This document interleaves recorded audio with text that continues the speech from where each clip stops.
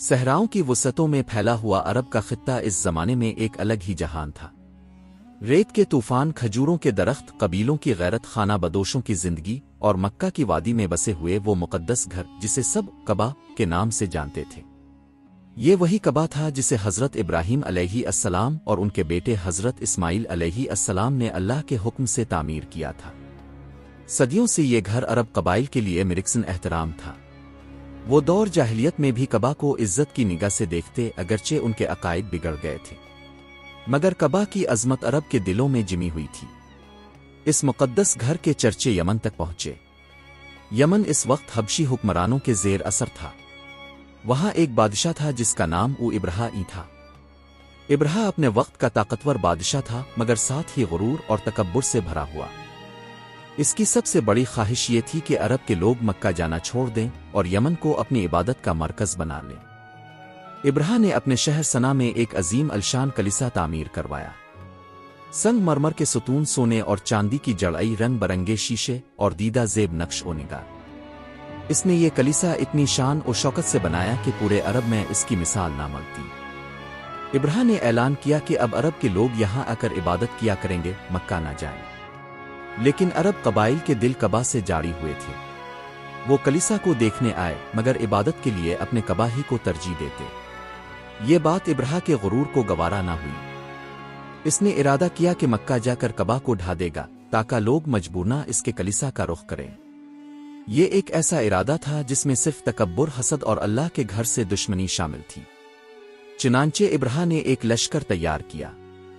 کہا جاتا ہے کہ یہ لشکر ہزاروں سپاہیوں پر مشتمل تھا، جس کے آگے آگے ہاتھی بھی تھے۔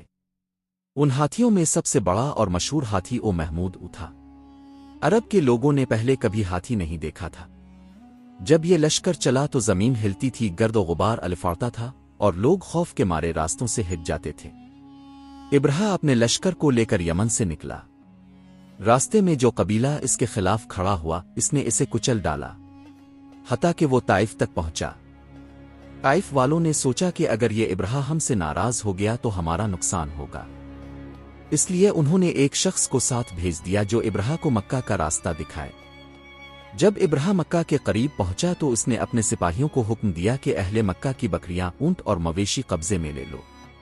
ان جانوروں میں عبد المطلب کے 200 اونٹ بھی تھے۔ عبد المطلب اس وقت قریش کے سردار تھے، جلال و وقار والے، بلند قامت اور باعزت شخصیت۔ ابرہا نے عبد المطلب کو اپنے پاس بلایا۔ عبد المطلب بڑے روب دار شخص تھے۔ جب وہ ابرہا کے خیمے میں داخل ہوئے تو ابرہا بھی ان کے رعب کو محسوس کیے بغیر نہ رہ سکا۔ اس نے کہا، میں تمہارے شہر کو برباد کرنے آیا ہوں، تمہیں اپنے گھر کی فکر ہونی چاہیے، مگر تم مجھ سے کیا چاہتے ہو؟ عبد المطلب نے جواب دیا، میں تو اپنے اونٹوں کی واپسی چاہتا ہوں۔ یہ سن کر ابرہا حیران ہوا اور بولا، میں اللہ کے گھر کو گرانے آیا ہوں اور تمہیں اس کی فکر نہیں بلکہ اپنے اونٹ یاد آئے۔ عبد المطلب نے نہایت وقار سے کہا، میں اونٹوں کا مالک ہوں، اس لیے ان کی فکر ہے۔ اس گھر کا مالک اللہ ہے، وہ خود اس کی حفاظت کرے گا۔ یہ جواب سن کر ابرہا تھوڑا ساکت رہ گیا، لیکن اس کے غرور نے اسے باز نہ آنے دیا۔ اس نے کہا، کل صبح ہم کعبہ کی طرف بڑھیں گے اور اسے زمین بوس کر دیں گے۔ رات گزری، صبح لشکر تیار ہوا۔ ابرہا نے اپنے بڑے ہاتھی محمود کو آگے کیا تاکہ وہ کعبہ کی طرف بڑھے، لیکن عجیب منظر پیش آیا۔ محمود نے مکہ کی طرف بڑھنے سے انکار کر دیا۔ وہ کسی اور سمت چلتا، لیکن جیسے ہی اس کا منہ کعبہ کی طرف کیا جاتا وہ زمین پر بیٹھ جاتا۔ سپاہیوں نے اس پر تلواریں چلائیں، نیزے مارے، مگر وہ ہاتھی نہ الفاٹے۔ اسی دوران اچانک آسمان پر ایک عجیب سا منظر ظاہر ہوا۔ پرندوں کے جھنڈ الفامڈ آئے۔ یہ چھوٹے چھوٹے پرندے تھے جنہیں عرب ابابیل کہتے تھے۔ ہر پرندے کی چونچ اور پنجوں میں کنکریاں تھیں، لیکن وہ کنکریاں عام پتھر نہ تھے۔ وہ اللہ کے حکم سے لشکر ابرہا پر برسنے لگے۔ جو کنکری کسی سپاہی کو لگتی وہ اس کے جسم کو ایسے کاٹ ڈالتی جیسے آگ میں ڈالا گیا تنکا۔ لشکر چیختا بھاگتا، لیکن جس طرف جاتے ابابیل ان پر جھپٹتے۔ سپاہیوں کے جسم گلنے لگے، گوشت جھڑنے لگا اور وہ کٹی پتنگوں کی طرح زمین پر گرنے لگے۔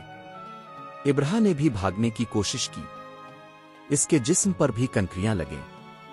اس کا حال ایسا ہوا کہ جسم سے گوشت گلنے لگا۔ وہ اپنے ملک واپس لوٹا، لیکن چند ہی دنوں میں ذلت اور رسوائی کے ساتھ ہلاک ہو گیا۔ یوں اللہ تعالیٰ نے اپنے گھر کی حفاظت کی۔